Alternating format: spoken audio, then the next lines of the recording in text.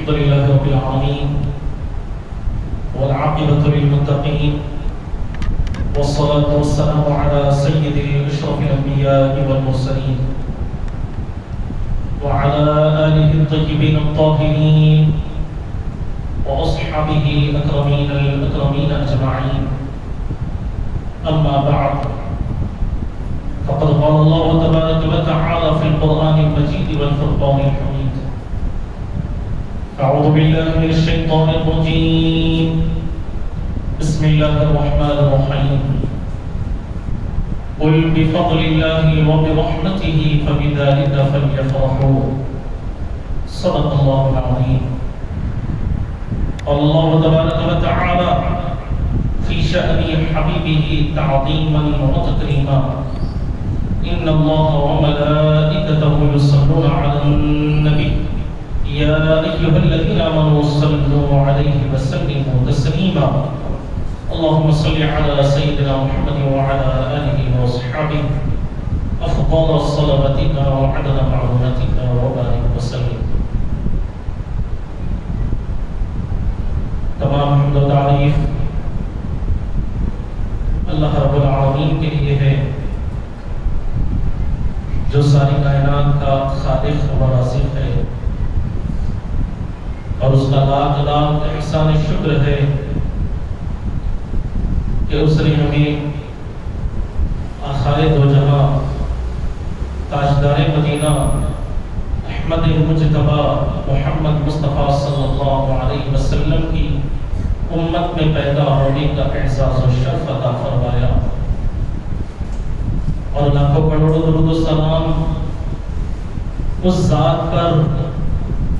کہ جن کی ذات انسانیت کی تفسیر ہے، جن کا ہاتھ یتیموں کا والی ہے، جن کا وجود غمخواروں کا مونس ہے، تاریخ جن کی حیات کو سجدہ کرتی ہے،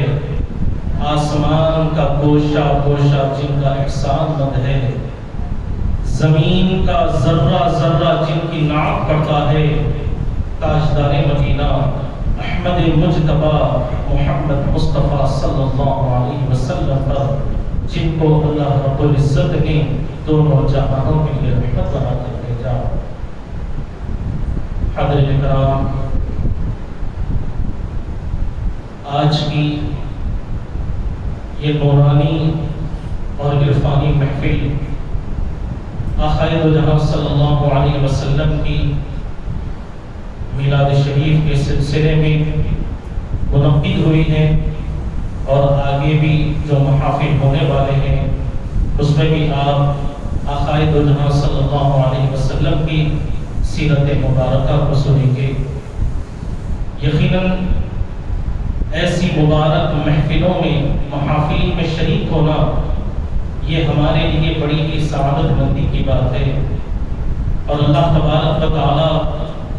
جسے چاہتا ہے اپنے محبوب کا ذکر سننے کا موقع عطا فرماتا ہے۔ اسی لیے تو شاعر نے کیا خوب کہا کہ محبوب کی محفل کو محبوب سجاتے ہیں، محبوب کی محفل کو محبوب سجاتے ہیں، آتے ہیں وہی جن کو سرکار بلاتے ہیں، آتے ہیں وہی جن کو سرکار بلاتے ہیں۔ وہ لوگ خدا شاہد قسمت کے سکندر ہیں، جو سرور عالم کا میلاد مناتے ہیں، جو سرور عالم کا میلاد مناتے ہیں۔ حاضرین کرام، ابھی میرے خطبے کے دوران جس آیت مقدسہ کی تلاوت کرنے کا شرف حاصل کیا، جس آیات کریمہ کو اپنا عنوان سخن بنایا، اس میں اللہ تبارک و تعالی ارشاد فرماتے ہیں کہ قل بفضل اللہ، اے محبوب صلی اللہ علیہ وسلم آپ ان لوگوں سے فرما دیجئے کہ اللہ کے فضل وبرحمتہ اور اس کی رحمت پر فبذالک فلیفرحوا، جب اللہ کا فضل اور اس کی رحمت تمہیں مل جائے تو تم اس کے ملنے پر خوشیاں منایا کرو، خوشیوں کا اظہار کیا کرو۔ تو اس آیت کریمہ میں اللہ تبارک و تعالی ہم مسلمانوں سے یہ خطاب فرما رہا ہے کہ اے مسلمانوں، اے ایمان والو، جب تم پر اللہ کے فضل کے دروازے کھول دیے جائیں، اللہ کی رحمتوں اور اس کے کرم کی بارشیں تم پر برسائی جائیں، تو تمہیں چاہیے کہ اللہ تبارک و تعالیٰ کی ان عنایتوں پر خوشی اور مسرت کا اظہار کرو، اللہ تبارک و تعالیٰ کی بارگاہ میں شکرانہ ادا کرتے ہوئے اس کی نعمتوں کے چرچے کرتے رہا کرو، اس لیے کہ اللہ تبارک و تعالیٰ قرآن مجید میں فرماتا ہے وَأَمَّا بِنِعْمَةِ رَبِّكَ فَحَدِّثْ، اور اگر ہم غور کریں گے تو آپ کو پتہ چلے گا کہ اللہ تبارک و تعالیٰ نے ہمیں ایسے نبی کی امت میں پیدا فرمایا ہے، ایسے نبی کی امت میں پیدا ہونے کا اعزاز بخشا ہے کہ جس کی شان میں قرآن کریم کی ہر آیات مبارکہ میرے حبیب کی مدح سرائی بیان کر رہی ہے، ان کی عظمتوں کا اعلان کر رہی ہے، ان کی رفعتوں اور سربلندیوں کا ذکر کر رہی ہے، اور قرآن کا ایک ایک لفظ حضور پاک علیہ السلام کی نعت پاک بیان کر رہا ہے، حضور پاک علیہ السلام کی رفعت کو بیان کر رہا ہے۔ آپ اٹھا کر دیکھیں تو قرآن کہہ رہا ہے وَرَفَعْنَا لَكَ ذِكْرَكَ، اے حبیب ہم نے آپ کے خاطر آپ کے ذکر کو بلند فرما دیا۔ کیسے بلند کیا؟ حدیث پاک میں آتا ہے کہ اِذَا ذُكِرْتُ ذُكِرْتَ مَعِي، کہ اے محبوب جب میرا ذکر ہوتا ہے تو میرے ذکر کے ساتھ تمہارا بھی ذکر کیا جاتا ہے، جہاں جہاں میرا چرچا ہوتا ہے وہاں وہاں تمہاری محبوبیت کا بھی چرچا کیا جاتا ہے۔ تو اس آیت کریمہ سے پتہ چلتا ہے کہ اللہ تبارک و تعالیٰ نے اپنے ذکر کے ساتھ حبیب کے ذکر کو بھی جوڑ دیا ہے، جہاں جہاں خدا کا ذکر ہوتا ہے وہاں وہاں میرے مصطفیٰ کا بھی ذکر ہوتا ہے، جہاں جہاں خدا کے ذکر کا چرچا ہوتا ہے، خدا کی عظمتوں کا اعلان ہوتا ہے، وہاں وہاں میرے محبوب کی عظمتوں کا بھی اللہ تبارک و تعالیٰ اعلان فرما رہا ہے۔ اور ہم مسلمان ہیں، ہمارا دین اسلام ہے، اور یہ دین ایسا بڑا ہی پیارا دین ہے کہ اللہ تبارک و تعالیٰ کے نزدیک بھی بڑا محبوب ہے۔ خود قرآن کہہ رہا ہے کہ ان الدین عند اللہ الاسلام، کہ بے شک اللہ کے نزدیک دین ہی اسلام ہی سچا دین ہے، اسلام ہی پسندیدہ دین ہے۔ اور اگر ہم غور کریں گے تو اسلام نام ہے حضور پاک علیہ السلام کی غلامی کو اختیار کرنے کا۔ اگر کوئی آدمی حضور پاک علیہ السلام کی غلامی کو چھوڑ کر خدا کا محبوب بننا چاہتا ہے تو یہ ناممکن بات ہے۔ اسی طرح اگر کوئی قرآن کو چھوڑ کر، اسلام کو چھوڑ کر اللہ تبارک و تعالیٰ کی بارگاہ میں افضل بننا چاہتا ہے تو یہ بھی ناممکن اور دشوار بات ہے۔ اس لیے کہ مشکاۃ شریف میں یہ حدیث پاک ہمیں ملتی ہے، صفحہ نمبر 32 پر یہ حدیث پاک ہے کہ ایک مرتبہ حضرت فاروق اعظم رضی اللہ عنہ بارگاہ نبوی صلی اللہ علیہ وسلم میں حاضر ہوتے ہیں، اور حضرت فاروق اعظم رضی اللہ عنہ کے ہاتھ میں توریت شریف کا ایک نسخہ ہوتا ہے، اور آپ نے حضور کی بارگاہ میں عرض کیا کہ یا رسول اللہ صلی اللہ علیہ وسلم یہ میرے پاس توریت شریف کا ایک نسخہ موجود ہے۔ جب حضور نے یہ سنا تو سن کر خاموش ہو گئے۔ حضرت فاروق اعظم رضی اللہ عنہ توریت شریف کی تلاوت کرنے میں مشغول ہو جاتے ہیں، توریت شریف کی تلاوت کرنے میں مشغول ہو جاتے ہیں۔ ادھر حضور پاک علیہ السلام جب فاروق اعظم کو توریت کی تلاوت کرتے ہوئے دیکھتے ہیں تو آپ کا چہرے انور تبدیل ہو جاتا ہے، آپ کے چہرے انور پر غصے کے آثار ظاہر ہونے لگتے ہیں۔ جب حضرت صدیق اکبر نے یہ ملاحظہ فرمایا کہ حضور پاک علیہ السلام کے چہرے انور تبدیل ہو گیا ہے، آپ کے چہرے انور پر غصے کے آثار ظاہر ہونے لگے ہیں، تو آپ نے حضرت فاروق اعظم کو آگاہ فرمایا، اور جب فاروق اعظم توریت سے اپنی نظر کو اٹھا کر حضور کو دیکھتے ہیں تو آپ اللہ کی پناہ مانگتے ہوئے عرض کرتے ہیں کہ میں اللہ سے، اللہ کے غضب اور اس کے حبیب کے غضب سے میں اللہ کی پناہ مانگتا ہوں، اور میں اللہ کی ربوبیت پر راضی ہوں، محمد صلی اللہ علیہ وسلم کے نبی ہونے پر راضی ہوں۔ حضرت فاروق اعظم رضی اللہ عنہ کا معاملہ یہ ہوتا کہ جب بھی حضور پاک علیہ السلام کی بارگاہ میں حاضر ہوتے اور کوئی چیز عرض کرنا چاہتے تو آپ ہمیشہ پہلے یہی کلمات عرض کیا کرتے۔ چنانچہ جب حضور پاک علیہ السلام نے حضرت فاروق اعظم کے ان الفاظ کو سنا تو ارشاد فرمایا حدیث پاک میں آتا ہے کہ عقائد و جماعت صلی اللہ علیہ وسلم ارشاد فرماتے ہیں کہ اے عمر مجھے قسم ہے اس ذات کی جس کے قبضے قدرت میں میری جان ہے، اگر آج اس وقت بھی موسیٰ اپنی قبر سے ظاہر ہو جائیں اور تم لوگ مجھے چھوڑ کر ان کی پیروی کرنے والے ہو جاؤ گے تو تم سیدھے راستے سے ہٹ جاؤ گے، تم گمراہ ہو جاؤ گے۔ اے عمر اگر آج موسیٰ زندہ ہوتے اور میری نبوت کو دیکھتے تو وہ اپنی نبوت کو چھوڑ کر میرے امتی ہو جاتے،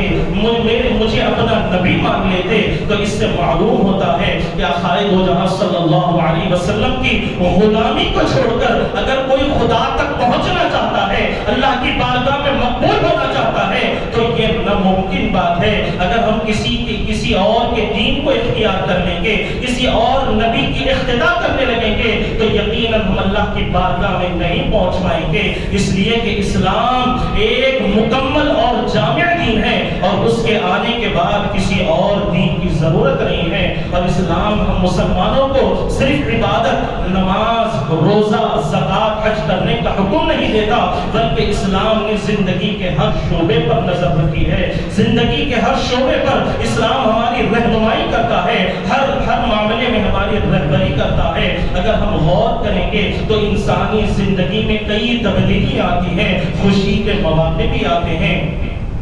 غم کے مواقع بھی آتے ہیں۔ دوسرے مذاہب کے لوگوں کو جب ہم دیکھتے ہیں تو وہ خوشی کے موقع میں اپنے خدا کو بھول جاتے ہیں، جب غم کا موقع آتا ہے اپنے رب کو بھول جاتے ہیں۔ لیکن اسلام نے ان دونوں وقتوں میں ہماری رہنمائی فرمائی ہے، ہماری رہبری فرمائی ہے اور ہمیں کہتا ہے کہ اے انسان، اے وحدہ لا شریک لہ کی ذات کو ماننے والے، اے محمد مصطفیٰ صلی اللہ علیہ وسلم کا کلمہ پڑھنے والے، جب خوشی کا موقع آ جائے تو کیسے خوشی منانا یہ اسلام تجھے بتاتا ہے، جب غم کا موقع آ جائے تو غم کو کس طرح منایا جائے یہ اسلام تجھے سکھاتا ہے۔ جب تجھ پر غم آنے لگے، جب تجھ پر تکالیفیں آنے لگے، مصیبت کے پہاڑ تجھ پر توڑے جانے لگے تو ایسے وقت میں تو صبر کے دامن کو تھامے رکھنا۔ کیوں؟ اللہ تبارک و تعالیٰ خود قرآن میں کہہ رہا ہے ان اللہ مع الصابرین، کہ بے شک اللہ تبارک و تعالیٰ صبر کرنے والوں کے ساتھ ہے۔ اور اگر ہم احادیث مبارکہ کا مطالعہ کریں گے تو ہمیں پتہ چلے گا کہ اسلام میں عبادت کرنے کے جو حدود ہیں اور اسلام میں جو عبادتیں کی جاتی ہے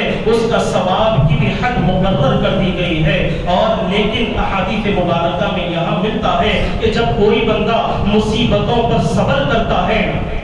مصیبت کے آنے پر صبر کے دامن کو تھامے رہتا ہے تو اللہ تبارک و تعالیٰ اسے بے حساب اجر و ثواب عطا فرماتا ہے۔ خود قرآن اس پر گواہی دے رہا ہے کہ انما یوفی الصابرون اجرهم بغیر حساب، کہ مصائب و آلام کے آنے پر جو کوئی بھی صبر کے دامن کو تھامے رکھتا ہے تو اللہ تبارک و تعالیٰ اسے بے حساب اجر و ثواب عطا فرماتا ہے۔ صبر کی کوئی حد نہیں ہے، کوئی لمٹ نہیں ہے۔ تو یہاں پر اسلام ہمیں یہ تعلیم دیتا ہے کہ خوشی کا موقع آ جائے تو کس طرح اسلام نے تمہیں تعلیم دی ہے اس تعلیمات کو اپنانے کی کوشش کرو۔ جب غم کا موقع آ جائے تو کس طرح صبر کے دامن کو تھامے رہنا اور مصائب و آلام کو برداشت کرتے ہوئے چلنا، کس طرح اللہ کی رسی کو مضبوطی کے ساتھ تھامے رہنا، یہ اسلام ہمیں تعلیم دیتا ہے۔ اور روایات میں آتا ہے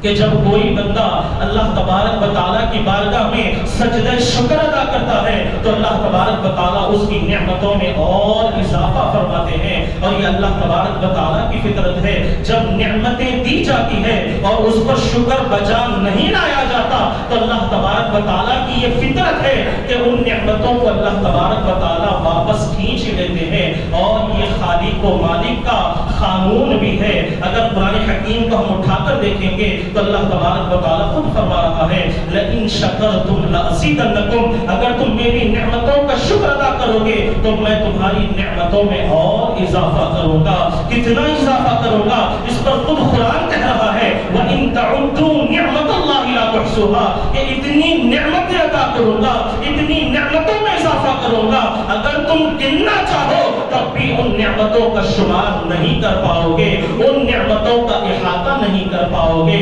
لیکن اگر تم ناشکری کرو گے، قرآن اس پر بھی کہہ رہا ہے وَلَئِن كَفَرْتُمْ إِنَّ عَذَابِي لشدید، اگر میری نعمتوں پر ناشکری کرو گے، اس کا احترام نہیں کرو گے، میرا شکریہ بجا نہیں لاؤ گے، تو پھر جان لو کہ میرا عذاب بڑا سخت ہے، میرا عذاب بڑا شدید ہے۔ تو یہاں پر روایات سے ہمیں پتہ چلتا ہے کہ اللہ تبارک و تعالیٰ جب ہمیں نعمتوں سے مالا مال کرتا ہے تو ہمیں چاہیے کہ ہم اللہ تبارک و تعالیٰ کا شکر بجا لاتے رہیں، اور جب ہم پر کچھ مسائل آ جائیں، کچھ مصیبتیں ہم پر آ جائیں یا تکالیف میں ہم مبتلا ہو جائیں، تب بھی ہمیں صبر کے دامن کو تھامے رکھنا ہے، صبر کے دامن کو تھام کر اللہ کی رسی کو مضبوطی سے پکڑ کر شریعت کے احکامات پر مکمل طور پر عمل کرتے ہوئے اپنی زندگی کو گزارنا ہے۔ حکایات میں آتا ہے کہ سلطان محمود غزنوی کے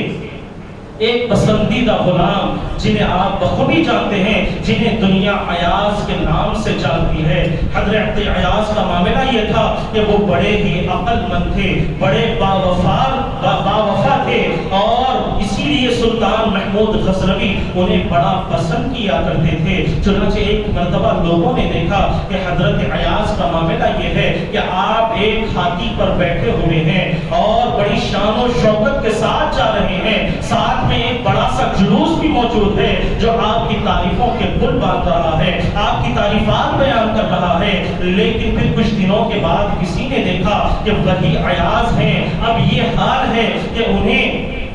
بادشاہ کے جو دربار کے فوجی ہوتے ہیں وہ انہیں گرفتار کر لیتے ہیں اور ان کی گلے میں جوتوں کا ایک ہار تلا ہوا ہے اور لوگ انہیں ذلیل کرتے ہوئے جا رہے ہیں۔ تو ایک شخص نے آگے بڑھ کر پوچھا کہ آپ ایاز ہیں نا؟ تو انہوں نے کہا کہ میں ایاز ہوں۔ تو سوال کرنے والے نے پوچھا کہ وہ کیا تھا اور آج کیا ہے؟ اس وقت تو شاہی ہاتھی پر بیٹھے ہوئے تھے اور بڑی شان و شوکت کے ساتھ جا رہے تھے اور لوگ آپ کی تعریف بیان کر رہے تھے، اور آج کیا معاملہ ہے کہ آج آپ کو ذلیل کیا جا رہا ہے، آپ کے گلے میں جوتوں کا ہار ڈالا جا رہا ہے۔ تو حضرت ایاز مسکراتے ہوئے کہتے ہیں کہ وہ جو تم نے دیکھا تھا وہ وَتُعِزُّ مَن تَشَاءُ، کہ اللہ جسے چاہتا ہے عزت عطا فرماتا ہے، اس کا ظہور ہو رہا تھا، اور آج جو تم مجھے دیکھ رہے ہو وَتُذِلُّ مَن تَشَاءُ، کہ اللہ جسے چاہتا ہے ذلیل کرتا ہے، اس کا ظہور ہو رہا ہے۔ نہ وہ دن اپنا تھا اور نہ آج کا دن اپنا ہے، جو کچھ بھی ہے یہ تمام جو چیزیں میرے ساتھ ہو رہی ہیں یہ اللہ تبارک و تعالیٰ کی قدرت کی جلوگری ہو رہی ہے۔ اللہ تبارک و تعالیٰ اپنی قدرت کی نشانیاں بتلا رہا ہے کہ وہ جسے چاہتا ہے عزت عطا کرتا ہے، جسے چاہتا ہے اسے ذلت اور رسوا کرتا ہے۔ اور جب بندہ اللہ تبارک و تعالیٰ کا شکر گزار ہو جاتا ہے، اللہ تبارک و تعالیٰ کی نعمتوں پر شکرانے بجا لاتا ہے، اللہ کی بارگاہ میں سجدہ ریز ہو کر اس کی تسبیح و تحلیل بیان کرنے لگتا ہے، اس کی حمد و ثنا بیان کرنے لگتا ہے، تو اللہ تبارک و تعالیٰ اسے بے شمار نعمتوں سے مالا مال فرماتے ہیں۔ چنانچہ حضرت موسیٰ علیہ السلام کے دور میں ایک شخص تھا جو بڑا ہی غریب تھا، جس کے پاس پہننے کے لیے کپڑے موجود نہیں تھے، اس کی اپنی ایک بیوی بھی تھی، دونوں میاں بیوی بڑی ہی مشکل سے اپنی زندگی گزار رہے تھے، نہ سر چھپانے کے لیے ان کے سر پر کوئی چھت تھا، کوئی گھر موجود نہیں تھا، وہ غاروں میں اپنی زندگی کو بسر کیا کرتے تھے، کھانے پینے کی کوئی چیز میسر نہیں تھی، کبھی کبھی تو ایسا حال ہوتا دو دن تک وہ لوگ پانی پی کر اپنا گزر بسر کیا کرتے تھے۔ حسن اتفاق ایک دن ایسا معاملہ ہوتا ہے کہ حضرت موسیٰ علیہ السلام کا ان کے پاس سے گزر ہوتا ہے۔ جب انہوں نے حضرت موسیٰ علیہ السلام کو دیکھا تو حضرت موسیٰ علیہ السلام کی زیارت کی، آپ کی قدم بوسی کا شرف حاصل کیا، اور اس کے بعد کہنے لگے کہ اے اللہ کے نبی، آپ اللہ تبارک و تعالیٰ کی بارگاہ میں ہمارے لیے سفارش کریں، ہمارا حال بڑا ہی تنگ ہے، ہم بڑی تکالیف میں اپنی زندگی کو گزار رہے ہیں، نہ جسم چھپانے کے لیے کپڑے ہیں، نہ سر چھپانے کے لیے چھت ہے، اور نہ پیٹ بھرنے کے لیے 2 وقت کا کھانا میسر ہے، ہم بڑی تکلیف میں اپنی زندگی کو بسر کر رہے ہیں۔ آپ اللہ کی بارگاہ میں دعا کریں کہ اللہ تبارک و تعالیٰ نے اگر ہماری قسمت میں رزق لکھا ہے تو ایک ہی دن میں ہماری زندگی کا سارا رزق ہمیں عطا کر دے، تاکہ ہم دونوں ایک دن پیٹ بھر کر کھانا کھا لیں گے۔ کل کا کیا معاملہ ہے وہ کل دیکھا جائے گا، ایک دن تو آسانی کے ساتھ گزر جائے گا۔ اگر ہماری قسمت میں رزق نہیں ہے تو آپ اللہ کی بارگاہ میں عرض کریں کہ مولا ہمیں موت ہی عطا فرما دے۔ تو حضرت موسیٰ علیہ السلام ان کے الفاظ کو سن کر واپس جاتے ہوئے کہنے لگے کہ میں کوہ طور پر جا رہا ہوں اور وہاں پر اللہ کی بارگاہ میں تمہارا پیغام پہنچا دوں گا۔ چنانچہ حضرت موسیٰ علیہ السلام کوہ طور پر جاتے ہیں، اللہ تبارک و تعالیٰ سے ہم کلام ہوتے ہیں، اللہ تبارک و تعالیٰ سے گفتگو کرتے ہیں، اور گفتگو کرتے کرتے ہم کلامی کرتے کرتے اللہ کی بارگاہ میں عرض کرتے ہیں کہ مولا تو تمام لوگوں کے بھیدوں کو جانتا ہے، ہر چیز سے باخبر ہے، تیری شان علیم بذات الصدور کی شان ہے کہ تو دلوں کے حال کو بھی جانتا ہے، اور ان اللہ علی کل شیء قدیر کی قدرت رکھنے والا ہے۔ مولا تو ہر چیز کو جانتا ہے، لیکن پھر بھی یہ بھی تیرا ہی حکم ہے کہ اس بندے کا پیغام تیری بارگاہ میں پہنچا دوں۔ تو اللہ تبارک و تعالیٰ نے فرمایا کہ موسیٰ وہ میرے بندے نے کیا پیغام بھیجا ہے، مجھے وہ پیغام سنا دو۔ تو حضرت موسیٰ علیہ السلام نے سارا واقعہ بیان فرما دیا، اس بندے کا پیغام اللہ کی بارگاہ میں پیش کر دیا۔ تو اللہ تبارک و تعالیٰ نے فرمایا کہ اے موسیٰ ہم نے اس کی زندگی دنیا میں زیادہ رکھی ہے لیکن رزق اس کی زندگی میں کم رکھا ہے۔ تو حضرت موسیٰ علیہ السلام نے عرض کی کہ مولا اس بندے کی خواہش ہے کہ تو اس کی زندگی کا سارا رزق ایک ہی دن میں اسے عطا فرما دے، لیکن کل کا جو معاملہ ہوگا وہ اس کا خود ذمہ دار ہوگا۔ تو اللہ تبارک و تعالیٰ نے فرمایا کہ اے موسیٰ ہم اسے تمام زندگی کا رزق دے دیں گے، لیکن پھر کل اس کا رزق کا انتظام کرنے والا کون ہوگا، وہ کہاں سے رزق لائے گا۔ تو حضرت موسیٰ علیہ السلام اللہ کی بارگاہ میں معروضہ پیش کرتے ہیں کہ مولا اس کی خواہش ہے کہ وہ ایک دن پیٹ بھر کر کھانا کھا لے، وہ پیٹ بھر کھانے سے اپنے پیٹ کو سیراب کر لے، یہ اس کی خواہش ہے۔ تو اللہ تبارک و تعالیٰ نے فرمایا کہ موسیٰ اگر یہ سفارش کوئی اور کرتا تو ہم انکار کر دیتے، تم ہمارے کلیم ہو، ہم نے تمہیں کلیمیت کا شرف بخشا ہے، اس لیے ہم تمہاری سفارش کو قبول کرتے ہیں۔ جاؤ اس بندے سے کہہ دو کہ کل صبح تمہارے گھر کے دروازے پر ایک فرشتہ آئے گا جو تمہاری زندگی بھر کا سارا رزق لا کر تمہارے دروازے پر راستہ رکھ دے گا۔ حضرت موسیٰ علیہ السلام واپس ہو جاتے ہیں اور اس بندے سے آ کر اللہ کا پیغام بھی سنا دیتے ہیں۔ اب معاملہ یوں ہوتا کہ وہ میاں بیوی، وہ غریب آدمی رات بھر اللہ کی عبادت میں مصروف ہو جاتا ہے، دونوں میاں بیوی مل کر اللہ تبارک و تعالیٰ کی عبادت میں مصروف ہو جاتے ہیں۔ اب معاملہ یوں ہوتا ہے کہ جب صبح ہوتی ہے تو وہ شخص باہر نکل کر جب یہ منظر دیکھتا ہے تو بڑا ہی عجیب و غریب منظر ہے، ایک نورانی چہرے والا باہر آ جاتا ہے اور کھانے پینے کا ساز و سامان لا کر اس کے دروازے پر رکھ دیتا ہے۔ اس میں ہمہ قسم کے کھانے پینے کی چیزیں ہیں، کئی پھل ایسے موجود ہیں کہ جس کو کبھی اس نے زندگی میں دیکھا تک نہیں تھا۔ چنانچہ جب اس نے یہ منظر دیکھا تو بڑے تعجب میں پڑ جاتا ہے، فوراً موسیٰ علیہ السلام کی بارگاہ میں جاتا ہے اور جا کر عرض کرتا ہے کہ اللہ کے نبی یہ کیا معاملہ ہے کہ ایک جوان آیا ہے جس کا چہرہ بڑا ہی حسین و جمیل ہے، بڑا خوبصورت نظر آتا ہے، اور وہ میرے گھر کے دروازے پر کھانے پینے کا سامان رکھ دیا ہے، کئی قسم کے پھل اس میں موجود ہیں، کئی قسم کے اجناس اس میں موجود ہیں۔ تو حضرت موسیٰ نے ارشاد فرمایا کہ یہ وہی پیغام تھا جو تو نے اللہ کی بارگاہ میں پیش کیا تھا، اللہ نے تیری دعا کو قبول فرما دیا اور تیری زندگی بھر کا رزق اللہ نے تجھے آج عطا فرما دیا ہے۔ یہ سن کر وہ خوشی خوشی شہر کو جاتا ہے، شہر جا کر وہاں سے تمام شہر کے باورچیوں کو بلاتا ہے اور یہ سارے اجناس کو، کھانے پینے کی چیزوں کو تیار کرنے کا حکم دیتا ہے۔ جب تمام چیزیں تیار ہو جاتی ہے، کھانے پینے کی چیزیں تیار کر دی جاتی ہیں، تو فوراً موسیٰ علیہ السلام کی بارگاہ میں جاتا ہے، آج مجھ غریب کے گھر پر آپ کی کھانے کی دعوت ہے۔ حضرت موسیٰ قبول کر لیتے ہیں اور ادھر شہر جا کر اس نے تمام شہر کے غریبوں کو، یتیموں کو، مسکینوں کو یہ دعوت دے دی کہ آج میرے گھر پر تمہارے لیے کھانے کا انتظام ہے۔ چنانچہ جب حضرت موسیٰ علیہ السلام کو دعوت دے کر اور تمام غرباء کو دعوت دے کر وہ اپنے گھر کو آتا ہے، اللہ کی بارگاہ میں سب سجود ہو جاتا ہے اور اللہ کی بارگاہ میں سجدہ شکر ادا کرتے ہوئے عرض کرتا ہے کہ مولا میں اس قابل تو نہیں تھا کہ تو نے مجھے اتنا رزق عطا فرما دیا ہے، تو رحیم ہے، 70 ماؤں سے زیادہ محبت رکھتا ہے، مولا میں تیری اس نعمت نعمت پر تیرا شکرانہ بجا لاتا ہوں، تیرا شکریہ ادا کرتا ہوں۔ ابھی اس کی دعا ختم بھی نہیں ہوئی تھی، ادھر حضرت موسیٰ علیہ السلام بھی آ جاتے ہیں اور ادھر سے شہر کے سارے غربا، سارے مساکین، سارے یتیم، سارے فقیر آ جاتے ہیں۔ جب حضرت موسیٰ نے یہ منظر دیکھا کہ اس کے لیے اللہ نے ایک دن میں ساری عمر بھر کا رزق دے دیا ہے اور اس نے تمام اجناس کو پکا دیا ہے، تو یہ کل کیا کھائے گا، کل کے لیے کیا رکھے گا؟ چنانچہ حضرت موسیٰ علیہ السلام کھانا کھا لیتے ہیں اور شہر کے تمام لوگ بھی کھانا کھا کر اپنے گھروں کو واپس چلے جاتے ہیں، تو یہ دونوں میاں بیوی بھی پیٹ بھر کر کھانا کھا لیتے ہیں۔ لیکن دوسرے دن ایسا عجیب و غریب منظر ہے کہ وہی نوجوان ہے دروازے پر صبح کے وقت میں آتا ہے اور کھانے پینے کی چیزیں رکھ کر چلا جاتا ہے، اور یہ شخص پھر شہر کے تمام غربا کو بلا کر کھانا کھلاتا ہے، تمام مسکینوں کو بلا کر کھانا کھلاتا ہے۔ تیسرے دن کا بھی یہی معاملہ ہے کہ پھر وہی چیز ہے کہ وہ نوجوان آتا ہے اور ہر روز کا یہی معمول بن جاتا ہے کہ نوجوان آتا ہے، کھانے پینے کی چیزیں رکھتا ہے اور یہ اللہ کے نام پر کھلاتا چلا جاتا ہے، اللہ کا شکرانہ بجا لاتا چلا جاتا ہے۔ جب حضرت موسیٰ علیہ السلام نے یہ تمام چیزوں کو ملاحظہ فرمایا تو آپ نے اللہ کی بارگاہ میں عرض کی کہ مولا تو نے تو کہا تھا کہ اس کی زندگی بھر کا رزق تو نے ایک ہی دن میں دے دیا تھا، اب یہ جو روز اسے رزق مل رہا ہے وہ عیش و عشرت کی زندگی گزار رہا ہے،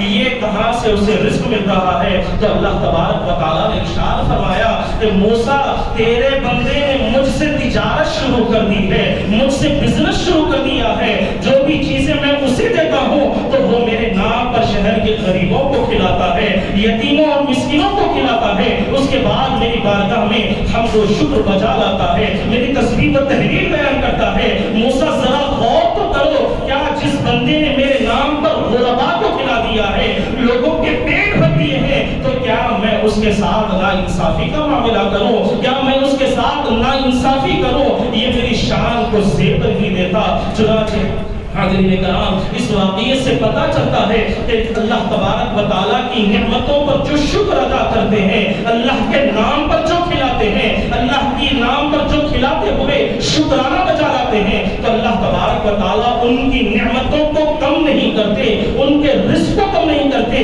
بلکہ اللہ تبارک و تعالیٰ ان کے رزق میں اضافہ فرماتے چلے جاتے ہیں۔ اتنا اضافہ ہوتا ہے کہ بندہ اسے گننا چاہتا ہے تب بھی شمار نہیں کر پاتا۔ اسی لیے اللہ کا کلام کہہ رہا ہے وَإِن تَعُدُّوا نِعْمَتَ اللَّهِ لَا تُحْصُوهَا، ہم اپنی نعمتوں کا میں اتنا تم پر اضافہ کر دیں گے، تم اسے گننا چاہو تب بھی اسے شمار نہیں کر پاؤ گے، اسے گن نہیں پاؤ گے۔ تو حاضرین کرام، پتہ چلا کہ جب اللہ تبارک و تعالیٰ کی رحمتوں کی بارشیں ہوتی ہے، اس کی بارگاہ سے جب کوئی فضل کا فیصلہ آتا ہے، جب اللہ تبارک و تعالیٰ ہم پر اپنی عنایتوں کے دروازے کھول دیتا ہے، تو پھر ہمیں بھی چاہیے کہ اس کے شکرانے میں اللہ تبارک و تعالیٰ کی بارگاہ میں سر و سجود ہو کر اس کی تسبیح و تحلیل بھی بیان کریں، اور ساتھ ہی ساتھ اس کی نعمتوں پر خوشی اور مسرت کا اظہار کریں۔ اور خوشی کی بھی کئی قسمیں ہیں، مختلف قسم کی خوشیاں ہوتی ہیں۔ اگر ہم دیکھتے ہیں کہ کسی شخص کے گھر میں لڑکا پیدا ہوتا ہے تو وہ شخص بڑا خوش ہو جاتا ہے، اس کے گھر کے تمام لوگ خوش ہو جاتے ہیں، خاندان کے تمام لوگ خوشی اور مسرت کا اظہار کرنے لگتے ہیں۔ لیکن ایک خوشی ایسی بھی ہوتی ہے جس کی وجہ سے کوئی ایک شخص ہی خوش ہوتا ہے، اور اس کی مثال ایسی ہے کہ ایک ایسا شخص ہے جو بڑا ہی سخت ترین بیمار ہو گیا ہے اور ڈاکٹروں نے اس کا ہاتھ چھوڑ دیا ہے، اس کی بیماری ایسی ہے کہ جو لا علاج ہو گئی ہے، اور اب وہ اپنی زندگی سے مایوس ہو گیا ہے۔ تو اب اس کا معاملہ یہ ہے کہ وہ بڑا ہی مایوس ہو جاتا ہے، لیکن اچانک ہی اللہ تبارک و تعالیٰ اسے صحت عطا فرما دیتا ہے، اس بیماری سے اسے نجات عطا فرما دیتا ہے، تو اسے جتنی خوشی ہوتی ہے کسی اور کو اتنی خوشی نہیں ہوتی، اور چاہیے بھی اسے اللہ کی بارگاہ میں خوشی کا اظہار کرنا چاہیے، اس لیے کہ اللہ نے اس پر کرم فرمایا ہے۔ تو خوشیاں مختلف قسم کی ہوتی ہے. کئی خوشیاں ایسی ہوتی ہیں کہ جس سے گھر کے سارے لوگ خوش ہوتے ہیں، خاندان والے خوش ہوتے ہیں، قبیلے والے خوش ہوتے ہیں. اگر کسی کے گھر میں بچہ پیدا ہو جائے تو سارے گھر کے لوگ خوشی کا اظہار کرتے ہیں، خاندان کے لوگ بھی خوشی کا اظہار کرتے ہیں. چاچا آ کر کہتا ہے کہ میرا بھتیجا پیدا ہوا ہے، اور پھوپھی آ کر کہتی ہے کہ میرا بھائی کا لڑکا پیدا ہوا ہے. اسی طرح خالہ آ کر کہتی ہے کہ میرا بھانجا پیدا ہوا ہے. سارے خاندان کے لوگ اپنی اپنی رشتہ داری کو ظاہر کرتے ہوئے خوشی کا اظہار کرتے ہیں. اور اسی طرح اگر کسی شہر کے گاؤں کے لوگوں میں ایک ایسا غریب شخص تھا جس نے تعلیم کے ذریعے بہت نام کمایا ہے اور ہر جگہ وہ ٹاپ ہو جاتا ہے، ہر مقام پر وہ نمبر 1 آ جاتا ہے، تو اس گاؤں کے لوگ بھی خوشی کا اظہار کرتے ہیں. اور اسی طرح اگر کسی اسٹیٹ کا معاملہ ہے، وہاں کے کوئی بڑے لیڈر کی بیٹی کی شادی ہوتی ہے یا بیٹے کی شادی ہوتی ہے، وہ آ کر گھر گھر پھر کر سب کو دعوتیں دیتا ہے، تو شہر کے سارے لوگ اس کے کی شادی پر خوشی اور مسرت کا اظہار کرتے ہیں. اگر کہیں پر ملک کا وزیر اعظم آ جائے، وہ آ کر آپ کو دعوت دینے لگے، گھر گھر پھر کر دعوت نامہ دیتا ہے، تو سارے ملک کے لوگ بھی خوشی کا اظہار کرتے ہیں. تو یہ خوشیاں مختلف قسم کی ہوتی ہیں، لیکن کائنات میں ایک ایسی خوشی بھی آئی تھی جو بڑی عام تھی، جس کو کسی ایک شخص نے نہیں منایا، کسی ایک خاندان نے نہیں منایا، کسی ایک قبیلے نے نہیں منایا، کسی ایک صوبے والوں نے نہیں منایا، کسی ایک ملک والوں نے نہیں منایا، بلکہ وہ خوشی ایسی خوشی تھی کہ جسے کائنات کے ہر فرد نے بنایا. وہ خوشی ایسی خوشی تھی کہ جسے جمادات نے بھی بنایا، نباتات نے بھی بنایا، شجر اور حجر نے بھی بنایا، سمندروں دریا کے جانوروں نے بھی بنایا. وہ خوشی ایسی خوشی تھی کہ جسے جنت کے حوروں نے بھی بنایا، جنت کے خلمان نے بھی بنایا. وہ خوشی ایسی خوشی تھی کہ جسے جبریل نے بھی بنایا، میکائیل نے بھی بنایا، اسرافیل اور اسرائیل نے بھی بنایا. نہیں، بلکہ وہ خوشی ایسی خوشی تھی کہ جس خوشی کو خود رب کائنات نے بنایا ہے. وہ خوشی کون سی خوشی تھی؟ وہ خوشی آقائے دو جہاں صلی اللہ علیہ وسلم کی ولادت با سعادت کی خوشی تھی. یہ ایسی خوشی تھی کہ جسے کائنات کی ہر شے نے بنایا، بلکہ خود خالق کائنات نے بھی بنایا ہے. تو حاضرین کرام، اس سے پتہ چلتا ہے کہ جب اللہ تبارک و تعالی ہم پر اپنی نعمتوں کا اظہار کرتا ہے، جب اللہ کی بارگاہ کی طرف سے کوئی نعمت ہمیں ملتی ہے، تو ہمیں چاہیے کہ ہم اس پر خوشی اور مسرت کا اظہار کریں. اور یہاں پر خوشیوں کو اگر ہم دیکھتے ہوئے چلیں تو اس کی بھی مختلف قسم کی عمریں بھی ہوتی ہے. کچھ خوشی ایک لمحے کے لیے ہوتی ہے، کچھ خوشیاں ایسی ہوتی ہیں جو چند مہینوں کے لیے ہوتی ہیں، کچھ خوشیاں ایسی ہوتی ہیں جو چند سالوں کے لیے ہوتی ہیں. لیکن میرے آقائے دو جہاں صلی اللہ علیہ وسلم کی ولادت کی خوشی ایک لمحے کے لیے نہیں، چند مہینوں کے لیے نہیں، چند سالوں کے لیے نہیں، بلکہ جب حضور پاک علیہ الصلوۃ والسلام کا ذکر خیر کیا جائے گا تو اللہ تبارک و تعالیٰ نے آپ کی رفعت کو بیان کرتے ہوئے بھی دیا کہ محبوب جہاں جہاں میرا ذکر ہوگا وہاں وہاں تمہارا بھی ذکر کیا جائے گا. تو اس سے معلوم ہوتا ہے کہ حضور کا میلاد ایک لمحے کے لیے نہیں، چند مہینوں کے لیے نہیں، بلکہ صبح قیامت تک حضور کا میلاد منایا جاتا رہے گا.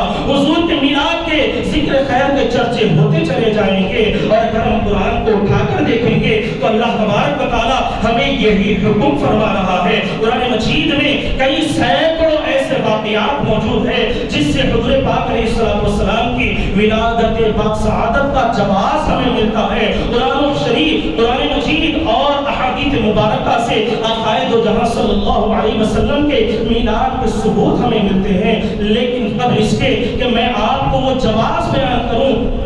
چند باتیں آپ ذہن نشین کر لیں کہ خوشی سنتیں بھی 5 قسم کی ہوتی ہیں. پہلی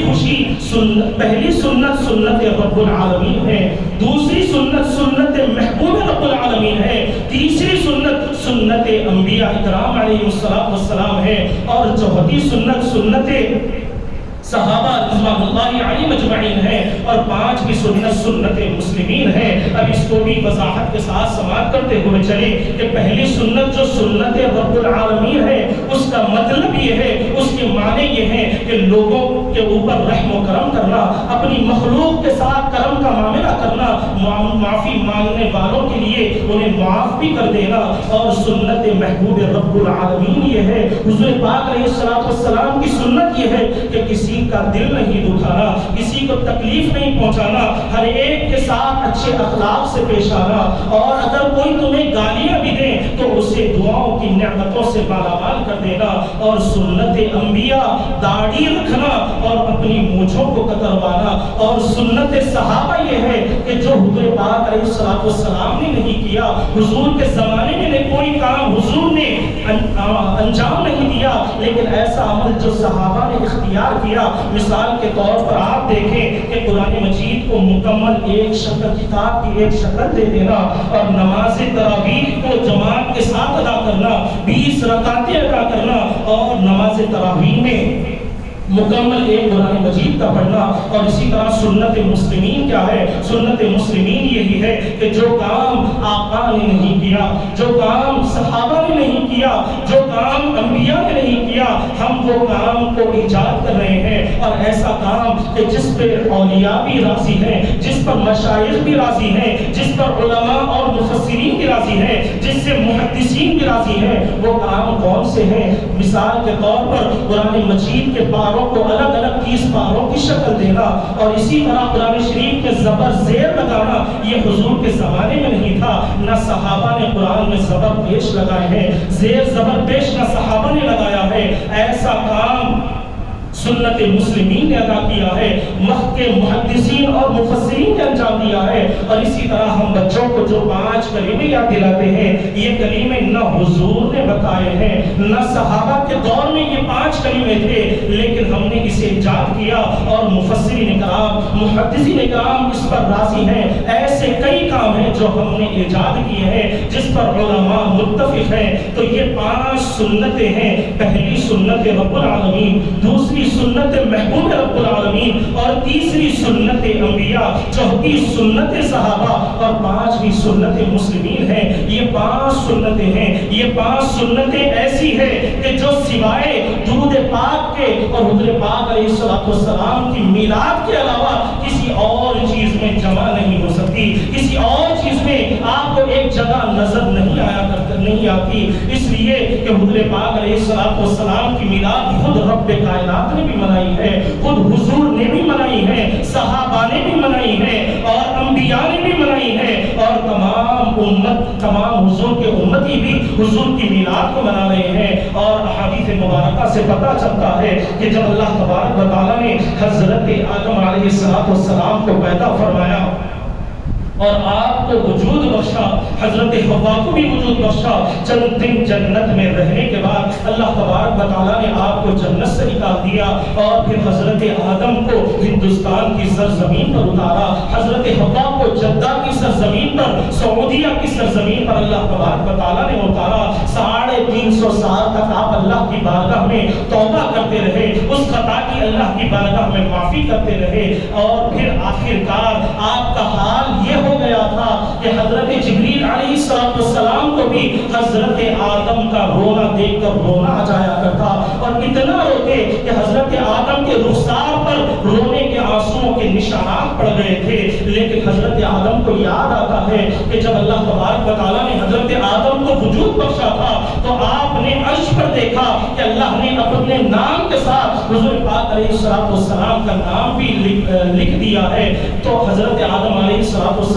اس نام کا وسیلہ لے کر اللہ کی بارگاہ میں دعا کرتے ہیں تو اللہ تبارک و تعالیٰ فوراً حضرت آدم علیہ السلام کی توبہ کو قبول فرما لیتا ہے، اور حضرت حوا، حضرت آدم کی پھر سے ملاقات ہوتی ہے. میدان عرفات میں ملاقات ہوتی ہے. میدان عرفات میں ایک پہاڑ جس کا نام نعمان ہے، اس پہاڑ پر حضرت آدم علیہ السلام کھڑے ہوئے ہیں، اور اللہ تبارک و تعالیٰ اپنا ید قدرت، اپنا نورانی ہاتھ حضرت آدم کی پشت پر پھیرتا ہے تو حضرت آدم علیہ السلام کی پشت انور سے آپ کی اولاد نکلنے لگتی ہے، ان کی اولاد کی اولاد نکلتی ہے، اولاد کی اولاد نکلتی ہے، حتیٰ کہ صبح قیامت تک جتنے پیدا ہونے والے ہیں وہ تمام کے تمام حضرت آدم کی کی پشت انور سے میدان عرفات کے میدان میں نکل جاتے ہیں اور ان کی کس طرح کی کیفیت ہوتی ہے تو روایات میں آتا ہے جو چھوٹی چھوٹی چیونٹیاں ہوتی ہیں اس طرح کی قسم میں، اس طرح کی کیفیت میں چھوٹی چھوٹی چیونٹیوں کی طرح تمام قیامت تک کے نسل آدم وہاں پر موجود ہو جاتی ہے، ان کی روحیں وہاں پر آ جاتی ہیں اور یہاں پر اللہ تبارک و تعالی ارشاد فرماتا ہے جیسا کہ قرآن خود کہتا ہے وَإِذْ أَخَذَ رَبُّكَ مِنْ بَنِي آدَمَ مِنْ ظُهُورِهِمْ، قرآن خود اس کی گواہی دے رہا ہے کہ جب حضرت آدم علیہ السلام نے آدم علیہ السلام کی پشت انور سے اللہ تبارک و تعالیٰ نے تمام نسل آدم کو صبح قیامت تک کے جتنے لوگ پیدا ہونے والے ہیں ان تمام کو نکالا اور نکالنے کے بعد اپنی ربوبیت کا اقرار ان سے لیا، اپنے وحدہ لا شریک لہ ہونے کا اقرار اللہ تبارک و تعالیٰ نے ان سے لیا۔ تو اس پر قرآن کہہ رہا ہے وَإِذْ أَخَذَ رَبُّكَ مِنْ بَنِي آدَمَ من ظهورهم، اللہ تبارک و تعالیٰ اپنے محبوب سے فرما رہا ہے کہ اے محبوب ذرا اس وقت کو یاد کرو جب ہم آدم کی پشت سے ان کی اولاد کو نکال رہے تھے، بنی آدم کو نکال رہے تھے اور ہم نے خود ان کو اپنے آپ پر گواہ بنا دیا تھا۔ تو اس سے پتہ چلتا ہے کہ اللہ تبارک و تعالیٰ کے اس عہد و پیمان کے موقع پر اللہ تبارک و تعالیٰ جب اپنی ربوبیت کا اقرار تمام نسل آدم سے لے رہا تھا، تمام بنی آدم سے لے رہا تھا، اس میں حضور پاک علیہ السلام بھی موجود ہے، صحابہ بھی موجود ہے، تابعین تابعین بھی موجود ہے، تمام کائنات کے ہر لوگ موجود ہیں۔ اور انبیاء کرام کا معاملہ یہ ہے کہ ان کی روحیں ایسی تھی کہ جیسا کہ 14ویں رات کا چاند چمکتا ہے ویسے ان کی چمکدار روحیں میدان عرفات میں موجود تھی۔ اور اسی طرح جو مسلمان تھے ان کی روحیں وہاں پر ایسی تھی جیسا کہ دودھ سفید ہوتا ہے، اور جن کی مشرکین کی روحیں ایسی تھی کہ جو بالکل کالا کپڑا ہوتا ہے یا سیاہ رات ہوتی ہے، اس طرح ان تمام کی روحیں وہاں پر موجود تھی۔ وہاں پر اللہ تبارک و تعالیٰ نے اقرار لیا اور اس کے بعد کہا کہ بلا الست بربکم، کہ بتاؤ کیا میں تمہارا رب نہیں ہوں، کیا میں تمہارا خدا نہیں ہوں۔ جب اللہ تبارک و تعالیٰ نے تمام بنی آدم سے یہ اعلان فرمایا، ان سے اللہ تبارک و تعالیٰ یہ کہہ رہا ہے کہ بتاؤ الست بربکم، کیا میں تمہارا رب نہیں ہوں، کیا میں تمہارا خدا نہیں ہوں، کیا میں تمہارا پالنہار نہیں ہوں، تب تو تمام کے تمام خاموش ہو جاتے ہیں، کوئی جواب نہیں دیا جاتا۔ اللہ تبارک و تعالیٰ پھر ارشاد فرماتے ہیں، تو اس کے بعد آقا دو جہاں صلی اللہ علیہ وسلم ارشاد فرماتے ہیں کہ بلا مولا کیوں نہیں، تو ہی ہمارا خالق و رازق ہے، تو ہی ہمارا پالنہار ہے، تو ہی ہمارا پیدا کرنے والا ہے۔ اور جب حضور پاک علیہ السلام نے بلا کہا تو اس وقت ساری بنی آدم نے، تمام آدم علیہ السلام کی اولاد نے بھی حضور کے ان کلمات کو سن کر، حضور کے ان الفاظ کو سن کر انہوں نے بھی بلا کہا اور اللہ تبارک و تعالیٰ کی ربوبیت کا اقرار فرمایا۔ وہاں پر تمام فرشتے بھی موجود تھے، حضرت جبریل بھی تھے، اسرافیل بھی تھے، اسرائیل بھی تھے، میکائیل بھی تھے، لیکن جب یہ اعلان ہوتا ہے تو وہ بھی وہاں پر خاموش ہو جاتے ہیں، کوئی جواب نہیں دیتے۔ لیکن جب حضور سے انہوں نے بلا سنا تو حضور سے سن کر ان لوگوں نے بھی بلا کہا اور اللہ تبارک و تعالیٰ کی ربوبیت کا اقرار کیا۔ تو اس سے معلوم ہوتا ہے کہ آقا دو جہاں صلی اللہ علیہ وسلم وہاں پر بھی موجود تھے اور سارے عہد و پیمان کو بھی دیکھ رہے تھے، نہ صرف دیکھ رہے تھے بلکہ حضور کے بلا کو سن کر تمام کائنات کے ذرے ذرے نے، تمام روحوں نے بلا کہا۔ تو اس سے معلوم ہوتا ہے کہ حضور پاک علیہ السلام کی اللہ کی بارگاہ میں کتنی بڑی عظمت ہے، کتنا بڑا مقام ہے۔ اور جب حضور نے سب سے پہلے اللہ کی ربوبیت کا اعلان کیا تو اللہ تبارک و تعالیٰ نے بھی سب سے پہلے اپنے حبیب کے ایمان کا اعلان کر دیا۔ قرآن کہہ رہا ہے لا شریک لہ وبذالک امرت وانا اول المسلمین، اس کے سوا کوئی ذات نہیں ہے، مجھے یہی حکم دیا گیا ہے اور میں ہی سب سے پہلا مسلمان ہوں۔ تو ادھر حضور نے اللہ کے ایک ہونے پر سب سے پہلے اقرار کیا، تو ادھر اللہ تبارک و تعالیٰ نے ساری کائنات کو بتلا دیا کہ لوگوں دیکھو کائنات میں سب سے پہلے مجھ پر ایمان لانے والے، مسلمان ہونے والے کوئی اور نہیں بلکہ میرے محبوب مکرم حبیب پاک علیہ السلام کی ذات بابرکت ہے۔ تو حاضرین کرام غور کریں کہ حضور پاک علیہ السلام کا مقام و مرتبہ کتنا بلند ہے، آپ کی شان و عظمت کس قدر بلند ہے۔ اور جب یہ توحید کا جلسہ ختم ہو جاتا ہے تو اللہ تبارک و تعالیٰ نے حضرت جبریل کو بلا کر کہا کہ جبریل ایک جلسہ تو ختم ہو گیا، ایک اور جلسہ کرنا ہے۔ تو حضرت جبریل نے کہا کہ مولا کائنات کی تمام روحیں تو آ گئی تھی، کائنات کے تمام تیرے خاص بندے بھی آ گئے تھے، اس میں انبیاء بھی موجود تھے، اولیاء بھی موجود تھے، صحابہ بھی موجود تھے، ہر کوئی یہاں پر موجود تھا، اس میں مشرک بھی تھا، مومن بھی تھا، اس میں مسلمان بھی تھا، کافر بھی تھا، نیک بھی تھا اور بدکار بھی تھا۔ تو اللہ تبارک و تعالیٰ نے فرمایا اے جبریل اب یہ جو دوسرا جلسہ ہوگا اس میں میرے صرف خاص بندے ہوں گے، اس میں میرے انبیاء ہوں گے، نبی ہوں گے، پیغمبر ہوں گے اور تمام میرے رسول ہوں گے۔ تو حضرت جبریل علیہ السلام نے اللہ کی بارگاہ میں عرض کیا کہ مولا یہ کیا ماجرا ہے کہ پہلے جلسے میں تو نے ہر ایک کو بلا لیا تھا، ہر ایک کو شرکت کی اجازت عطا فرمائی تھی، اس میں ہر ایک موجود تھا، اب کیا معاملہ ہے کہ اس جلسے میں تو خاص بندوں کو بلانا چاہتا ہے؟ تو اللہ تبارک و تعالیٰ فرماتے ہیں اے جبریل وہ جلسہ میری توحید کا جلسہ تھا، یہ جلسہ میرے محبوب کی رسالت کا جلسہ ہے۔ جبریل وہ جلسہ میری توحید کے اقرار کا جلسہ تھا، یہ جلسہ میرے محبوب کی سیرت کا جلسہ ہے۔ جبریل وہ جلسہ جو ہوا وہ میری شان و عظمت کو دکھانے کے لیے ہوا تھا، اب جو جلسہ ہونے والا ہے وہ میرے محبوب کی عظمت و شان کو دکھانے کا جلسہ ہے، میرے محبوب کی رفعت اور سربلندی کو بتانے کا جلسہ ہے۔ تو اس جلسے میں کوئی مشرک نہیں ہوگا، کوئی کافر نہیں ہوگا، کوئی لوگ نہیں ہوں گے، بلکہ صرف میرے پاس بندے ہوں گے۔ چنانچہ اسے قرآن خود کہہ رہا ہے، قرآن کی آیات کو اٹھا کر دیکھیں، قرآن کہہ رہا ہے کہ وَإِذْ أَخَذَ اللَّهُ مِيثَاقَ النَّبِيِّينَ لَمَا آتَيْتُكُم مِّن كِتَابٍ وَحِكْمَةٍ کہ اللہ تبارک و تعالیٰ فرما رہا ہے کہ محبوب اس وقت کو یاد کرو جب ہم نے تمام نبیوں سے آپ کی رسالت کا اقرار کروایا تھا، اور ہم نے تمام نبیوں سے کہا تھا کہ جب میرے محبوب آ جائیں تو تم اپنی نبوت کو چھوڑ کر ان کی نبوت کی پیروی کرنا، ان کے امتی ہو جانا، ان کے امتی ہو جانا، ان کے امت کے ایک غلام بن جانا۔ تو حاضرین کرام اس سے پتہ چلتا ہے کہ آقا دو جہاں صلی اللہ علیہ وسلم کا مقام و مرتبہ کس قدر بلند ہے، آقا دو جہاں صلی اللہ علیہ وسلم کی عظمت کس قدر بلند ہے۔ اور یہی میلاد کی سب سے پہلی محفل تھی جو رب کائنات نے منائی ہے، اور قرآن خود اس پر گواہی دے رہا ہے۔ اور اگر ہم قرآن مجید کو اٹھا کر دیکھیں گے تو ایسی کئی مثالیں ہمارے پاس موجود ہیں، کئی ایسے سینکڑوں مثالیں قرآن مجید میں بھی ملیں گی اور احادیث مبارکہ میں بھی ہمیں ملیں گی۔ اور آقا دو جہاں صلی اللہ علیہ وسلم کی میلاد جہاں رب نے منائی ہے وہیں تمام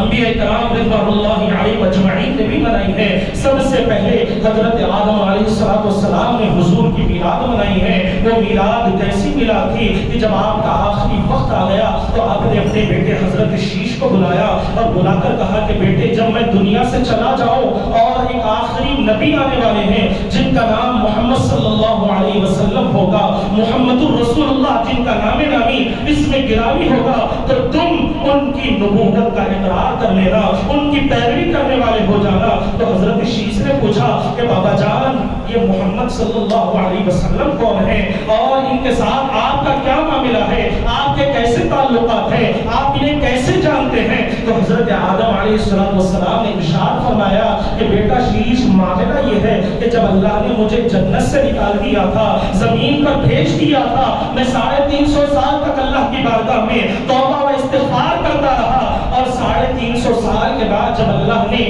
میری توبہ کو قبول فرمایا تو کس طرح قبول فرمایا کہ حضرت جبریل جا کر سفارش کرتے ہیں تو اللہ تبارک و تعالیٰ ان کی توبہ کو قبول کرتا ہے۔ قرآن کہتا ہے کہ فَتَلَقَّى آدَمُ مِن رَبِّهِ كَلِمَاتٍ فَتَابَ عَلَيْهِ کہ اللہ تبارک و تعالیٰ نے آدم علیہ السلام کو کچھ کلمات سکھا دیے اور ان کی توبہ کو قبول فرما دیا۔ وہ کلمات کیا تھے؟ حضرت آدم علیہ السلام فرماتے ہیں کہ اللہم انی کہ اے اللہ میں ایک ایسی ذات کی طرف متوجہ ہوتا ہوں جو تیرا الہی محبوب ہے، ساری کائنات کا محبوب ہے، جن کا نام محمد مصطفیٰ صلی اللہ علیہ وسلم ہے۔ تو یہ واقعہ سنا کر آپ اپنے بیٹے حضرت شیش سے کہتے ہیں کہ بیٹا یہ میرا تجربہ ہے، یہ میرے ساتھ ان کے واقعات ہوئے ہیں، یہ میرے ساتھ ان کا تعلق ہے، اور جب اللہ نے میری روح کو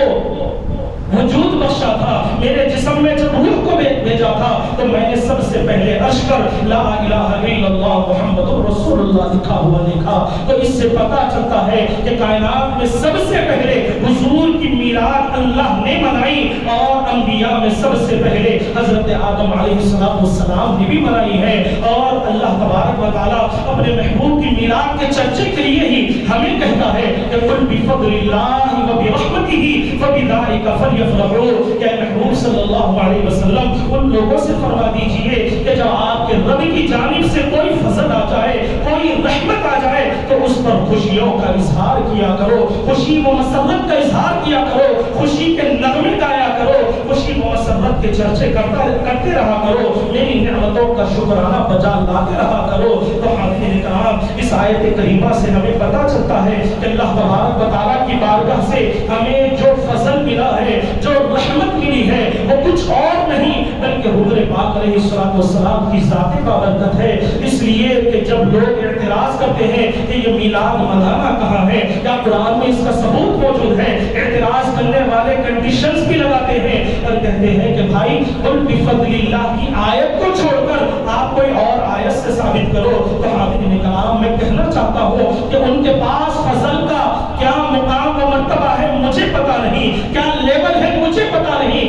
لیکن ہمارے پاس یہی لیول ہے جو رب نے فرما دیا وَمَا أَرْسَلْنَاكَ إِلَّا رَحْمَةً لِّلْعَالَمِينَ، کہ اے محبوب ہم نے سارے جہانوں کے لیے آپ کو رحمت بنا کر بھیجا۔ تو ہمارے نزدیک حضور سے بڑھ کر اللہ کی کوئی رحمت نہیں ہے، اللہ کا کوئی فضل نہیں ہے، اس لیے ہم اس رحمت پر خوشیوں کا اظہار کرتے ہیں، خوشیوں کے ترانے گاتے ہیں، اللہ کی بارگاہ میں شکرانہ ادا کرتے رہتے ہیں۔ قرآن مجید کی کئی آیات مبارکہ سے ثابت ہوتا ہے۔ اور جب خوشی کی بات آئی تو ایک مثال آپ کو دیتا چلو کہ اگر میں کسی شخص کے کام میں جا کر کہہ دوں کہ آپ کو لکی ڈرا میں 25 لاکھ روپے اٹھے ہیں اور آپ کو وہ 1 مہینے کے بعد ملنے والے ہیں، اگرچہ کہ وہ شخص مجھ پر بھروسہ کرتا ہے،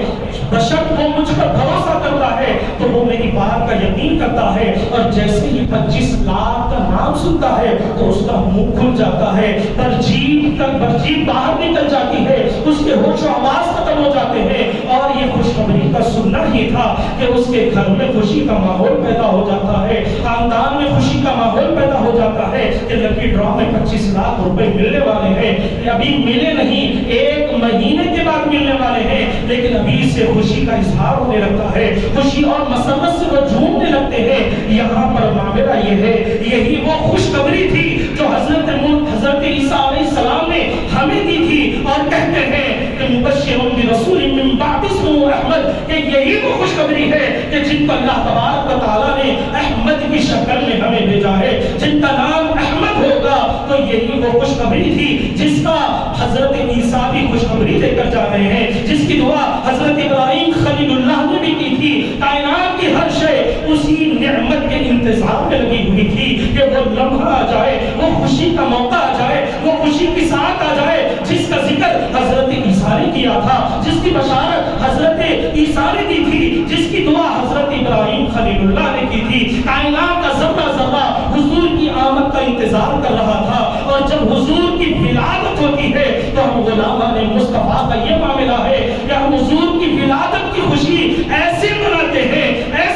ہیں کہ جیسا کہ قرآن نے حکم دیا، فَلْيَفْرَحُوا کا ذکر فرما دیا کہ خوشی و مسرت کا اظہار کرو، اللہ کے فضل اور اس کی رحمت کے ملنے پر خوشیوں کا اظہار کرو، اللہ کی بارگاہ میں شکرانے بجاتے لاتے رہو، اس لیے کہ خالق کائنات نے تمہیں اپنی سب سے کائنات کی سب سے زیادہ محبوب ترین شے تمہیں عطا فرمائی ہے، سب سے محبوب ترین حبیب اللہ نے تمہیں دے دیا ہے، اس لیے تم اس کی خوشیاں مناتے رہو۔ اور یہ خوشی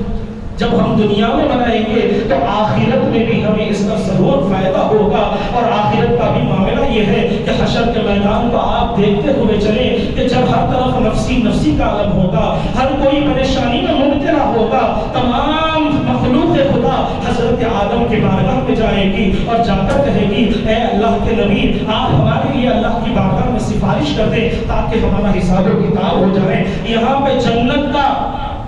مطالبہ نہیں ہو رہا ہے، جنت کو نہیں مانگا جا رہا ہے، ہر ایک کو فکر یہی ہے کہ میرا حساب و کتاب ہو جائے۔ تو حضرت آدم کہتے ہیں اذهبوا الى غیری، ہٹو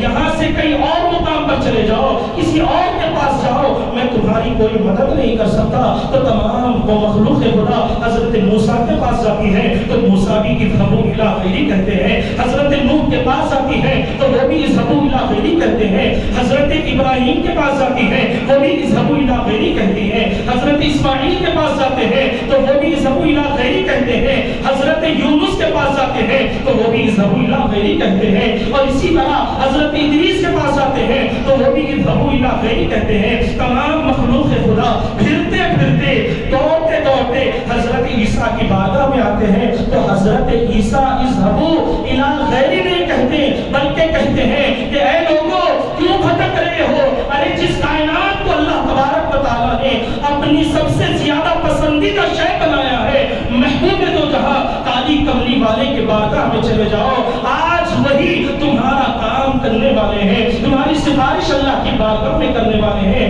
اب یہاں پر ایک سوال پیدا ہوتا ہے، وہ سوال یہ ہے کہ اگر مخلوق خدا آدم کے پاس چلی جاتی اور سب سے پہلے آدم علیہ السلام کہہ دیتے کہ لوگوں کیوں بھٹک رہے ہو؟ ارے میں تو وہ ہوں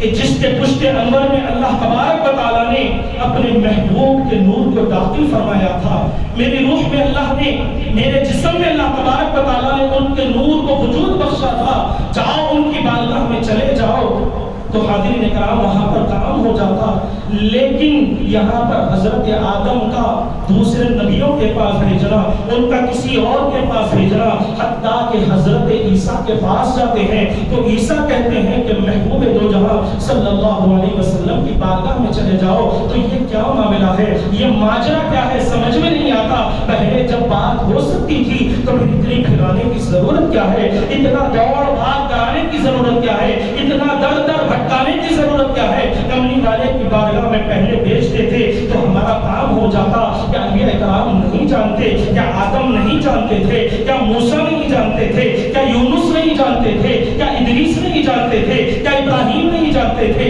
کیا اسماعیل نہیں جانتے تھے کہ آج سفارش صرف میرے آقا دو جہاں صلی اللہ علیہ وسلم کی چلنے والی ہے، آخری نبی خاتم النبیین کی چلنے والی ہے؟ حاضرین کرام تمام انبیاء جانتے تھے، لیکن پھر بھی رب کا یہ منشا تھا کہ کل جب دنیا میں بھیج دوں تو تمام مخلوق یہ کہے گی، حضرت آدم کو ماننے والے کہیں گے کہ آدم نے بول دیا تو پھر ہم ان کے پاس کیوں چلے جائیں؟ اس لیے کہ یہاں پر نوح کے ماننے والے کہتے ہیں کہ وہ تو آدم تھے، انہوں نے کہا تھا، ہمارے نبی نوح نے نہیں کہا تھا۔ موسیٰ کہتے ہیں وہ نوح نے کہا تھا، ہم کیوں مانیں؟ ادھر ابراہیمی کہتے ہیں ہم تو ابراہیمی ہیں، ہم موسیٰ کی بات کو کیوں مانیں گے؟ اسی طرح یونسی کہتے ارے وہ ادریس کہہ رہے تھے، وہ ادریسی مانتے ہیں، لیکن ہم موسوی ہیں، ہم یونسی ہیں، ہم کیوں مانیں گے؟ اس لیے اللہ تبارک و تعالیٰ نے کائنات کو بتلا دیا کہ تمام نبیاں جانتے ہیں، تمام انبیاء کرام علیہ السلام کی جماعت اس بات کو جانتی تھی کہ سفارش آخری نبی کرنے والے ہیں، محمد الرسول اللہ کرنے والے ہیں، لیکن کائنات میں جب لوگوں کو بھیجا جائے گا اور پھر جب حشر کے میدان میں آئیں گے تو وہ لوگ یہ نہ کہیں کہ ہمیں اس کی خبر تو نہیں ملی تھی، آخری نبی آنے والے ہیں، ان کے بارے میں ہمیں بتلایا نہیں گیا تھا، آخری سبق کیا تھا ہمیں سکھایا ہی نہیں گیا تھا، آخری سبق کیا تھا ہمیں پڑھایا ہی نہیں گیا تھا، نہ ہمارے نبی نے بتایا ہے۔ اس لیے اللہ تبارک و تعالیٰ نے تمام انبیاء کرام علیہ السلام سے اور تمام کائنات کی مخلوق سے وہاں پر یہ عہد و پیمان لے لیا تھا کہ تم لوگ میری وحدانیت کا اقرار کرو، اور ادھر تمام نبیوں سے بھی اقرار کرایا گیا کہ جب میرے محبوب دنیا میں آ جائیں اور تم وہاں پر موجود ہو تو اپنی نبوت کو چھوڑ کر میرے حبیب کی نبوت کو اختیار کر لینا، ان کی پیروی کرنے والے ہو جانا، ان کے امتی بن جانا۔ تو حاضرین کرام اب یہاں پر معلوم یہ ہوتا ہے خوشی و مسرت کا جو چرچا چل رہا ہے وہ ازل سے لے کر صبح قیامت تک چلنے والا ہے، اور آخر میں بھی اگر ہم اپنے کالی کملی والے کے دامن کو تھام لیں گے، ان کی میلاد کے چرچے کریں گے، ان کی میلاد پر خوشیاں منائیں گے، کل میدان محشر میں ان کی سفارش ہی کی وجہ سے ہماری مغفرت فرمائے گا. اللہ تبارک و تعالیٰ انہی کی وجہ سے ہمیں نجات عطا فرمائے گا. تو قرآن مجید اور احادیث مبارکہ میں ایسے سینکڑوں واقعات موجود ہیں. اور اسی طرح بزرگان دین کی زندگیوں کو اٹھا کر دیکھیں گے تو ہمیں پتہ چلے گا. حضرت امام احمد بن حنبل رحمۃ اللہ علیہ فرماتے ہیں کہ میرے نزدیک ہر شب پیر، شب دوشنبہ یعنی پیر کی شب میرے نزدیک شب قدر سے زیادہ افضل ہے، شب قدر سے زیادہ فضیلت رکھنے والی ہے. اس لیے کہ شب قدر کو نسبت قرآن سے ہے اور شب دوشنبہ کو پیر کی شب کو نسبت میرے آقا دو جہاں صاحب قرآن صلی اللہ علیہ وسلم سے ہے. تو بزرگان دین کی زندگیوں کو بھی اٹھا کر دیکھیں تو وہ لوگ بھی حضور کا میلاد منا رہے ہیں. اس لیے اللہ تبارک و تعالیٰ نے ہمیں فرمایا کہ اے لوگوں ہم نماز میں یہی دعا کرتے ہیں اہدنا الصراط المستقیم، اے اللہ ہم کو سیدھا راستہ چلا. کون سا سیدھا راستہ ہے؟ صراط الذین انعمت علیہم، ان لوگوں کا راستہ مولا وہ جس پر تو تیرا انعام ہوا ہے. اب قرآن سے سوال کریں کہ اے اللہ کے کلام تو ہی بتا، ہم میں تو اتنی طاقت نہیں ہے، ہماری اتنی قابلیت نہیں کہ ہم یہ پتا لگا سکیں کہ تیرے انعام والے بندے کون ہیں. جس پر تیرا انعام ہوا ہے وہ کون ہے یہ ہم نہیں جان سکتے ہیں، ہم بڑے بے بس اور لاچار ہیں. تو اللہ کا کلام خود کہتا ہے اولئک الذین انعم اللہ علیہم من النبیین والصدیقین والشہداء والصالحین، کہ اللہ کے انعام یافتہ انبیاء کرام ہیں، نبیین ہیں، صدیقین اور شہداء والصالحین ہیں. تو حاضرین کرام بتلانا اس سے مقصود یہ ہے کہ ہم ان لوگوں کے دامن کو تھامے ہوئے ہیں، ان اولیاء کے دامن کو تھامے ہوئے ہیں کہ جنہوں نے اپنی ساری زندگی حضور کا میلاد بنایا ہے. جس سیدھے راستے پر چلنے کی ہم دعا ہر نماز میں کرتے ہیں، انہی لوگوں کے راستے پر، انہی کے دامن کو تھام کر ہم سیدھے راستے پر چلنے کی کوشش کرتے ہیں، حضور کا میلاد کی خوشی مناتے ہیں. تو ایسے سینکڑوں مثالیں ہمیں قرآن مجید میں بھی ملتی ہے، احادیث مبارکہ میں بھی ملتی ہے اور بزرگان دین کی زندگیوں میں بھی ملتی ہے. اگر آپ پیران پیر کی زندگی کو اٹھا کر دیکھیں گے تو یہ شب پیر آپ کے پاس جو 11ویں شریف ہوتی ہے اس کی وجہ کیا ہے، اصل اس کی حقیقت کیا ہے، تو ہمیں جب ہم اس کا مطالعہ کریں گے تو ہمیں پتا چلے گا کہ حضرت پیران پیر جو 11ویں منایا کرتے تھے حقیقت میں وہ حضور کی میلاد کی فاتحہ ہوا کرتی تھی. ہر مہینہ آپ حضور کی میلاد کی خوشی میں 11ویں شریف کو محفل سجایا کرتے تھے، لوگوں کو کھانے کھلایا کرتے تھے. تو یہی میلاد کی محفل ہے. اس لیے ہم غوث کے دامن کو بھی تھامے ہوئے ہیں. اگر غریب نواز کی زندگی کو اٹھا کر دیکھیں گے تو ان کے پاس بھی ہمیں یہی سبق ملتا ہے. اگر آپ حضرت محدث دکن کی زندگی کو اٹھا کر دیکھیں گے، حضرت ابوالفدا کی زندگی کو اٹھا کر دیکھیں گے، حضرت بندہ نواز کی زندگی کو اٹھا کر دیکھیں گے تو دنیا کے جتنے اولیاء ہیں، جتنے صالحین ہیں، ان تمام کی زندگیوں میں انہوں نے حضور کی میلاد کو منایا ہے. نہ صرف منایا ہے بلکہ اپنے ماننے والوں کو منانے کا تعلیم بھی فرمائی ہے، ماننے کا درس بھی دیا ہے، اس طریقے کو، اس روش کو اختیار کرنے کا حکم بھی دیا ہے. تو حاضرین اکرام ہمیں حضور پاک علیہ الصلوۃ والسلام کی میلاد منانی چاہیے، حضور کی میلاد کی خوشیوں کا اظہار کرنا چاہیے. قرآن خود فلیفرحوا کا ذکر کر رہا ہے، خوشیاں منانے کا حکم دے رہا ہے. تو ہمیں بھی چاہیے کہ حضور پاک علیہ الصلوۃ والسلام کی میلاد منائیں، ایسی نہ منائیں کہ حد سے بڑھ جائیں،